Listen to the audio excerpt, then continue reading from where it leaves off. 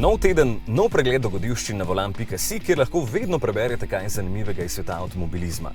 In upam, da niste spregledali ogromnega Nissana Patrol Nismo, ki ima brutalnih 434 konjev. Ampak to je bilo pretekli teden, preglejmo, kaj je bilo novega ta teden. Poltovornjaki so še vedno zelo priljubljeni, oziroma pick-upi, sploh tisti, ki imajo ogromno opreme in seveda številne zabavne elektronike. Ampak poltovornjaki so v bistvu še vedno delovni stroji, vsaj njihov prvinski namen je tak, česar se zavedate tudi Ford in Nissan, zato boste kmalu pokazala vstopna modela Maverick in pa Frontier.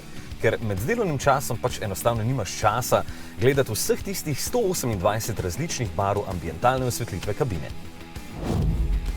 Toyota je pokazala drugo generacijo modela GT86, ki zdaj nosi ime GR86 oziroma GR86.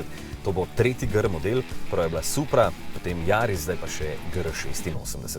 Avto je narejen na enaki platformi, zato je tudi enako velik oziroma malo večji bo, no. Ima pa novo srce, 2,4 litrski atmosferski boxer motor, ki da od sebe 235 konjev in 250 Nm navora pri 3600 vrtljajih. To bo prava poslastica. Porsche Macan še ne bo zapeljal v drugo generacijo, ampak bo dočakal že tretjo prevetritev, tako da bo lahko dobil številne nove tehnologije, ki jih imajo novejši Porscheji. Audi A8 pa bo kmalu posodobljen in mi smo ujeli različico s podaljšanim medosjem, ki bo verjetno nosila ime Horsch. Pred drugo svetovno vojno so bili Horschi zelo dragi avtomobili, iz imena Horsch pa je potem eventualno nastalo tudi ime Audi. Kaj smo še videli? Ja, dražilno fotografijo za osvežena Seata Arona in Ibiza, oziroma Ibiza. Arona bo zdaj imela vsaj vizualno bolj terenske ambicije, čeprav bo pogon še vedno na sprednji kolesi. Ibiza pa bo imela osveženo zunanjost in upam, da v notranjosti tudi večji zaslon za multimedijski sistem. Osvežen bo tudi Škodin Kodiaq, ki bo dobil nova odbijača, drugačne luči spredaj in zadaj, napovedujejo pa tudi nekaj novih materialov in k sreči še vedno ostaja v ponudbi različica Kodiaq RS. Kodiaqa pokažejo v torek, en dan prej, v ponedeljek, pa boste videli čisto novo generacijo Citroena C5, ki bo zdaj nekakšen križanec z dnevnimi lučmi v obliki črke V. Luči izgledajo zelo fajn, kot smo vajeni od Francozov, pa bo gotovo zelo udoben. In upam, da prezračevanje ne bo na zaslonu. Kaj je še novega?